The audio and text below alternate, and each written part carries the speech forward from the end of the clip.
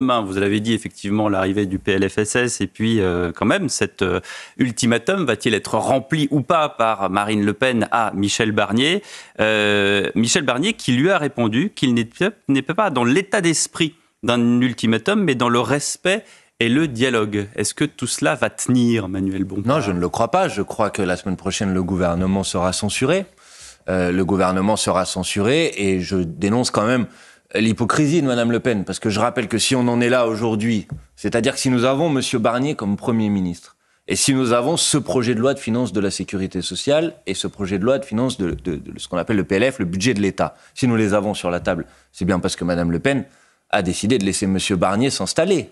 Que quand nous avons déposé une motion de censure au mois de septembre pour empêcher que ce gouvernement puisse voir le jour, parce que nous savions à l'époque que les budgets qui allaient être proposés allaient impacter en particulier le pouvoir d'achat des Français, à ce moment-là, Mme Le Pen n'a pas censuré le gouvernement. Et elle n'a pas dit que le budget de l'année d'avant pouvait s'appliquer comme elle l'a dit ces derniers temps. Et effectivement, donc je dénonce quand même son hypocrisie, c'est-à-dire que... C'est du bluff ?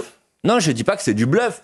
Je dis que dorénavant, elle nous dit qu'elle est la grande défenseuse du pouvoir d'achat, etc. Mais à l'époque, il suffisait de faire tomber ce gouvernement. Alors, vous n'auriez pas ce budget de la sécurité sociale. Et je vais même vous dire autre chose. Quand nous avons, à l'Assemblée nationale, eu le débat sur le projet de loi de finances, nous avons, nous, le Nouveau Front Populaire, la France Insoumise, fait voter un certain nombre d'amendements pour dire il ne faut pas que l'effort qui est nécessaire pour réduire le déficit repose sur tout le monde, il doit reposer sur les plus riches et les grandes entreprises. Nous avons réussi à faire voter des amendements sur ce sujet. Nous avions 75 milliards de recettes nouvelles qui n'impactaient pas tout le monde, qui impactaient une minorité.